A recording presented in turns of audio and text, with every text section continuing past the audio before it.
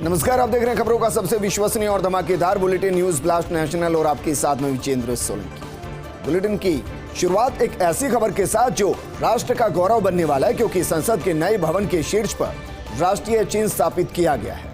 प्रधानमंत्री मोदी ने अशोक स्तंभ का लोकार्पण किया है। लोकसभा अध्यक्ष ओम बिरला भी पीएम मोदी के साथ मौजूद रहे। राज्यसभा के उपसभापति हरिवंश, केंद्रीय मंत्री प्रहलाद जोशी, केंद्रीय मंत्री हरदीप पुरी कार्यक्रम में मौजूद रहे। लोकार्पण से पहले प्रधानमंत्री मोदी और स्पीकर बिरला ने पूजा की। कांसे से बने 21 फीट ऊंचे राष्ट्रीय चिन्ह का वजन 9,500 किलो है, यानी कि 950 क्विंटल। इस अवसर पर पीएम मोदी ने निर्माण से जुटे श्रमिकों से बात की। स्पीकर बिरला ने उम्मीद जताई कि नया संसद भवन जल्द ही देश को समर्पित हो। तो प्रधानमंत्री नरेंद्र मोदी श्रमजीवियों से मिले। संसद के निर्माण में लगे श्रमजीवियों से मिले प्रधानमंत्री मोदी और कहा कि संसद के निर्माण में लगे श्रमजीवी लोगों के साथ मेरी अद्भुत बातचीत हुई। हमें उनके प्रयासों पर गर्व है और हम अपने देश के लिए उनके योगदान को हमेशा याद रखेंगे। प्रधानमंत्री मोदी ने श्रमिकों के हाल जाने, साथ ही समय पर काम करने के लिए भी उनकी जमकर खुले मन से सराहना की। द्रौपदी मुर्मू का 2 दिवसीय कोलकाता दौरा। आज शाम 7 बजे कोलकाता पहुंचेंगी द्रौपदी मुर्मू। एनडीए उम्मीदवार द्रौपदी मुर्मू का कोलकाता का दौरा है। राष्ट्रपति के लिए उम्मीदवार हैं वो। कल स्वामी विवेकानंद के आवास पर मुर्मू जाएंगी और कल 8:30 बजे स्वामी विवेकानंद को श्रद्धांजलि भी वो देंगी। 10 बजे बीजेपी विधायकों, सांसदों के साथ उनकी मीटिंग और जाहिर है समर्थन मांगा जाएगा और समर्थन उनके पास है। यहां तक कि वोटों का गणित भी उनके साथ है। उनके खिलाफ यशवंत सिन्हा विपक्ष के उम्मीदवार हैं जो आज राजस्थान में, और राजस्थान में वो अपने समर्थन में वोट मांग रहे हैं। द्रौपदी मुर्मू 2 दिन के लिए कोलकाता है। केंद्रीय सूचना प्रसारण मंत्री अनुराग ठाकुर हिमाचल के दौरे पर हैं। Automatic sanitary pad production machine unit का उन्होंने शुभारंभ किया। हमीरपुर के नारसी में आयोजित हुआ ये कार्यक्रम। अनुराग ठाकुर ने कहा कि ये मुहिम पर्यावरण को सुरक्षित रखने और महिलाओं में स्वच्छता और जागरूकता को बढ़ाने में सहायक होगी। हमीरपुर में मेडिकल कॉलेज अस्पताल लगभग 3055 करोड़ की लागत से बन रहा है। हमारी कोशिश है कि मेडिकल कॉलेज जल्द तैयार हो जाए ताकि विद्यार्थियों को सुविधा पहले मिल जाएगी। स्वच्छ भारत अभियान के अंतर्गत आज एक नई शुरुआत की गई। Automatic sanitary pad production machine की यूनिट की स्थापना की गई। इस यूनिट की स्थापना से महिलाओं को रोजगार के अवसर भी मिलेंगे। और अब बात करते हैं महाराष्ट्र की सियासत की। शिंदे गुट के सांसद बन सकते हैं मंत्री। जल्द केंद्रीय मंत्रिमंडल का विस्तार हो रहा है, ऐसी अटकलें लगाई जा रही हैं। अगर विस्तार होता है या फेरबदल होता है तो जेडीयू शामिल है या नहीं, इसको लेकर भी संशय है। लेकिन शिवसेना के बागी सांसदों का नंबर जरूर लग सकता है। दरअसल शिवसेना के दर्जनों सांसद पाला बदलने की तैयारी में है और संभव है कि मुर्मू को समर्थन देने के बहाने सांसदों का गुट अलग हो जाए। शिंदे के बेटे सहित 12 सांसद मुर्मू को समर्थन देने की बात कर रहे हैं। अगर शिवसेना के सांसदों में टूट से 12 सांसद अलग होते हैं तो उनमें से 2 सांसदों को मंत्री बनाया जा सकता है। हालांकि समीकरणों को ध्यान में रखते हुए यह विस्तार, यह फेरबदल किया जाएगा। लेकिन बात यह भी करते हैं कि महाराष्ट्र में जो कैबिनेट विस्तार होगा उसमें क्या क्या चुनौती रहने वाली है, क्या क्या मुश्किलें रहने वाली है। मुख्यमंत्री शिंदे और डिप्टी सीएम फडणवीस परेशान हैं। उद्धव सरकार में मंत्री बनने वालों में आदित्य को छोड़ सभी शिंदे के साथ हैं और ये सभी फिर से मंत्री भी बनना चाह रहे हैं क्योंकि पाला बदला है।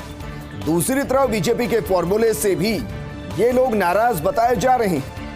ऐसे में फिलहाल 10 से 12 मंत्री बनाकर ही काम चला सकती है बीजेपी या कहीं शिंदे सरकार। बीजेपी का मुख्य लक्ष्य है 25 साल से काबिज शिवसेना को बीएमसी से बेदखल करना है। कम से कम बीएमसी चुनाव तक रिस्क नहीं लेना चाहती बीजेपी।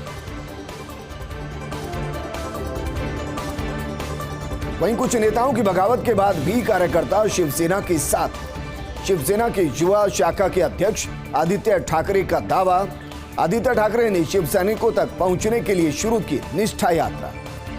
रविवार को बोरीवली, दहीसर, मागाठाणे शिवसेना शाखा का दौरा। आरे में मेट्रो कार शेड के खिलाफ चल रहा है प्रदर्शन और रविवार को प्रदर्शन में शामिल हुए आदित्य ठाकरे।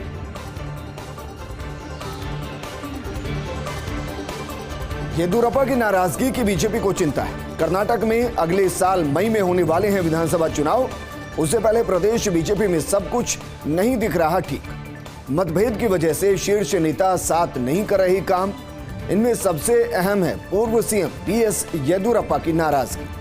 उनकी सहमति से ही लिंगायत समुदाय के बसवराज बोबोई को मुख्यमंत्री बनाया गया, लेकिन उनके बेटे बीवाई विजेंद्र को उप मुख्यमंत्री या मंत्री नहीं बनाने से येदियुरप्पा नाराज है। उनकी नाराजगी का एक कारण यह भी है कि वो प्रदेश की यात्रा कर रहे हैं, लेकिन उनकी यात्रा को पार्टी संगठन का कोई समर्थन नहीं मिल रहा, कोई साथ नहीं मिल रहा। प्रदेश बीजेपी के संगठन के नेता और कई वरिष्ठ नेता कर रहे यात्रा का विरोध और यात्रा के जरिए अपनी ताकत बढ़ा रहे हैं येदियुरप्पा।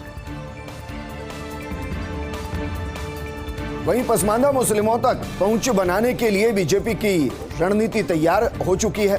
हैदराबाद में राष्ट्रीय कार्यकारिणी की बैठक में मुद्दा उठा था। प्रधानमंत्री नरेंद्र मोदी ने किया था ओबीसी मुस्लिमों का जिक्र।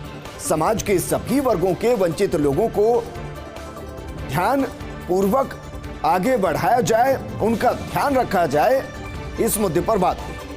25 जुलाई को हरियाणा में बीजेपी अल्पसंख्यक मोर्चा का शिविर है और शिविर में भाग लेंगे करीब 180 पदाधिकारी और वरिष्ठ नेता।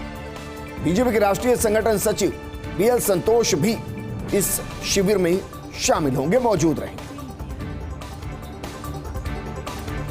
और अब बात करते हैं गुजरात की, क्योंकि आगामी दिनों में गुजरात में भी चुनाव है। गुजरात में पीएम मोदी को टारगेट नहीं करेगी कांग्रेस।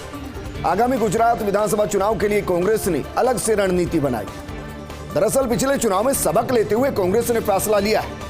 कांग्रेस प्रधानमंत्री मोदी को टारगेट नहीं करेगी। उनकी जगह गुजरात बीजेपी सरकार के शासन नीतियों की घेराबंदी करेगी। गुजरात में 2 दशक से भी ज्यादा समय से सत्ता से बाहर है कांग्रेस और पिछले चुनाव में नेक टू नेक फाइट, लेकिन प्रधानमंत्री मोदी को टारगेट किया गया। प्रधानमंत्री मोदी ने इमोशन को कैश ऑन किया और उसके बाद पूरा सिनेरियो गुजरात चुनाव का बदलता हुआ नजर आया और शायद उसी गलती से कांग्रेस ने सीख ली और इस बार उसने रणनीति बनाई है कि प्रधानमंत्री मोदी पर कोई निशाना नहीं, कोई हमला नहीं, कोई टारगेट नहीं। जो होगा वो बीजेपी के शासन नीतियों और वहां की वर्तमान सरकार के कामों को लेकर टारगेट किया जाएगा और इसके साथ ही कांग्रेस गुजरात के चुनाव में उतरेगी। मोदी सरकार में शामिल नहीं होगी जेडीयू कोटे से इकलौते मंत्री आरसीपी सिंह का इस्तीफा। आरसीपी सिंह की इस्तीफे के बाद एक और पार्टी एनडीए से बाहर हो गई है। नीतीश सांसदों की संख्या के आधार पर 3 मंत्री पद मांग रहे हैं, जबकि बीजेपी 3 मंत्री पद देने को तैयार नहीं है। लेकिन नीतीश कुमार अपने हाथों के अंदर कमान रखना चाहते हैं। दूसरी तरफ लालू यादव के साथ नीतीश का सद्भाव लगातार बढ़ रहा है। अलबत्ता बिहार के संभावित नए समीकरण को ध्यान में रखकर नीतीश सरकार से दूर रहने वाले हैं। यानी कि हो सकता है कि आगामी चुनाव को ध्यान में रखते हुए नीतीश एक बार फिर से लालटेन की तरफ चलने लगे। इन सबके बीच में सवाल तो यह भी खड़ा हो रहा है कि वर्तमान स्थिति में नीतीश का ट्विटर अकाउंट भला संभाल कौन रहा है। वैसे ट्विटर पर गत 10 से 12 साल से नीतीश कुमार हैं, लेकिन पिछले कुछ महीने से उनका अकाउंट काफी ज्यादा सक्रिय हो गया, एक्टिव हो गया। लगता है सिर्फ श्रद्धांजलि देने और शोक जताने के लिए अकाउंट को बनाया गया। इक्का दुक्का ट्वीट्स कार्यक्रम और सरकार की नीतियों के बारे में होते हैं। बाकी सारे ट्वीट श्रद्धांजलि देने वाले होते हैं नीतीश कुमार के ट्विटर अकाउंट पर। राजनेता के तौर पर ट्विटर पर देश की सबसे ज्यादा श्रद्धांजलियां नीतीश कुमार की टाइमलाइन पर ही नजर आएंगी। मंकी पॉक्स से डर से राज्य मंत्री की अमेरिकी यात्रा रद्द हो गई है। सैन फ्रांसिस्को को 12 से 14 जुलाई तक सेमिकॉन वेस्ट 2022 सम्मेलन में जाने वाले थे केंद्रीय राज्य मंत्री राजीव चंद्रशेखर, इलेक्ट्रॉनिक्स एवं सूचना प्रौद्योगिकी राज्य मंत्री हैं राजीव चंद्रशेखर, कौशल विकास एवं उद्यमिता राज्य मंत्री का भी उनके पास प्रभार है। सैन फ्रांसिस्को में मंकी पॉक्स का इस वक्त प्रकोप है और कोविड के मामले भी वहां लगातार बढ़ रहे हैं। एशियाई सेमीकंडक्टर कंपनियों की सलाह पर यात्रा को स्थगित किया गया, वैसे सही भी। मुख्तार अब्बास नकवी ने सरकारी बंगले को खाली कर दिया है। मंत्री पद से इस्तीफा देने के 2 दिन बाद ही सरकारी निवास को छोड़ दिया है। उनका पता हुआ करता था 7 सफदरजंग, इनके 8 टाइप बंगले में नकवी का निवास हुआ करता था। अब उन्होंने बंगला खाली कर दिया। दिल्ली में अपने निजी फ्लैट में रहने के लिए चले गए हैं पूर्व केंद्रीय मंत्री। हालांकि 6 महीने तक सरकारी बंगले के अंदर नकवी रह सकते थे। नकवी के इतने जल्दी बंगला खाली करने को लेकर सब आश्चर्य में पड़ गए हैं, लेकिन हो सकता है उन्होंने उस नीति को अपनाया हो कि जब पद नहीं तो लाभ भी नहीं। हालांकि हमने ऐसे नेताओं को भी देखा है कि जो 6 महीने तो रहते ही हैं, उसके बाद एक्सटेंशन भी लेते हैं और खाली करने में भी लंबा वक्त लेते हैं। त्रिपुरा के मुख्य सचिव कुमार आलोक का तबादला कर दिया गया है। जेके सिन्हा त्रिपुरा की कार्यवाहक सीएस नियुक्त कर दिए गए हैं। 1996 बैच के त्रिपुरा कैडर के आईएएस अफसर हैं जेके सिन्हा। अभी स्वास्थ्य और परिवार कल्याण विभाग के प्रमुख सचिव हैं सिन्हा। मौजूदा मुख्य सचिव कुमार आलोक को नियुक्त किया गया है निदेशक। राज्य लोक प्रशासन ग्रामीण विकास संस्थान का बनाया गया है नया निदेशक। वहीं हिमाचल प्रदेश के मुख्य सचिव बदलने के भी आसार लगाए जा रहे हैं। मुख्य सचिव राम सुभाग सिंह की बदलने के आसार हैं। राम सुभाग सिंह को मिल सकती है नई जिम्मेदारी।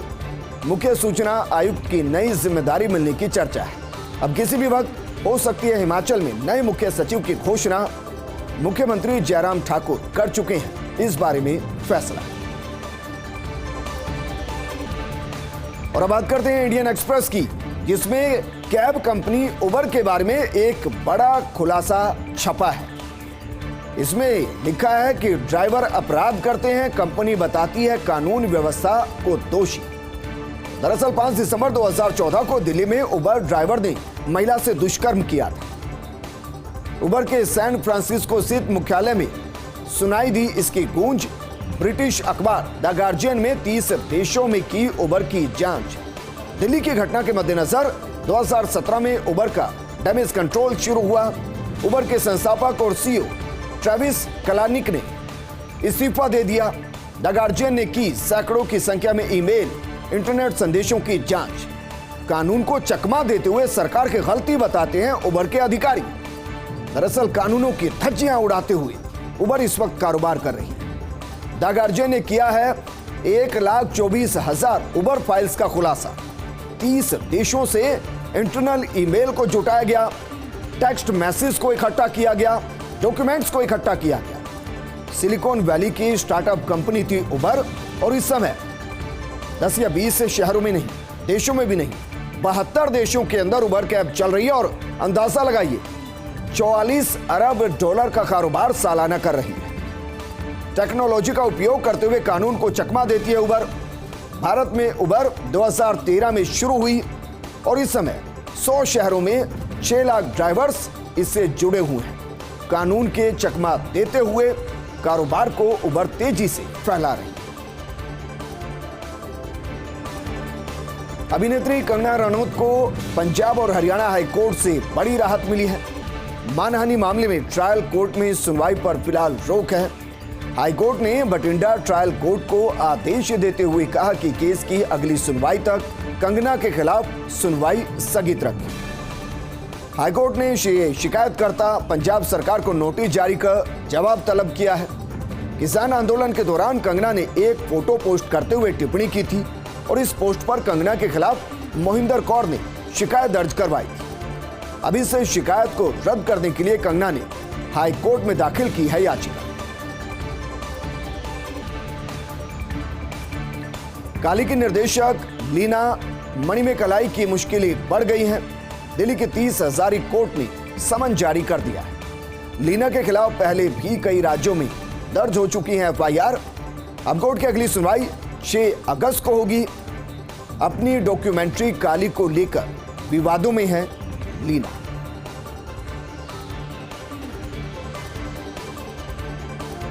एक छोटे से ब्रेक के लिए रुक रहे हैं, जल्द हाजिर होंगे। अयोध्या में 25 सितंबर से रामलीला का आयोजन होगा। अयोध्या की रामलीला इस बार भी सजेगी फिल्मी कलाकारों से। शबरी का किरदार निभाएंगी अभिनेत्री भाग्यश्री, जबकि पिछली बार भाग्यश्री ने निभाया था माता सीता का किरदार। इस बार माता सीता के किरदार में नजर आएंगी दीक्षा रैना।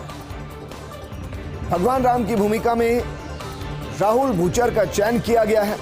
अपने पिता की राह पर बिंदु दारा सिंह हनुमान बनेंगे। बिंदु के पिता दारा सिंह ने रामायण में निभाया था हनुमान का किरदार। सांसद मनोज तिवारी परशुराम का, सांसद रवि किशन केवट का किरदार निभाएंगे, जबकि गजेंद्र चौधरी होंगे राजा जनक की किरदार।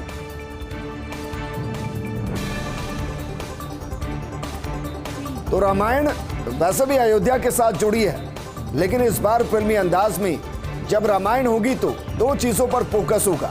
एक तो रामायण पर और दूसरा उस राम मंदिर पर जो बन रहा है। और ऐसी उम्मीद की जा रही है कि इसी साल वो सभी के सामने हो। जयपुर कलेक्टर ने जो किया, क्या बाकी कलेक्टर वो नहीं कर सकते? एक बड़ा सवाल। कलेक्टर प्रकाश राज पुरोहित ने अपनी सरकारी गाड़ी से मल्टी कलर लाइट को हटवा दिया है।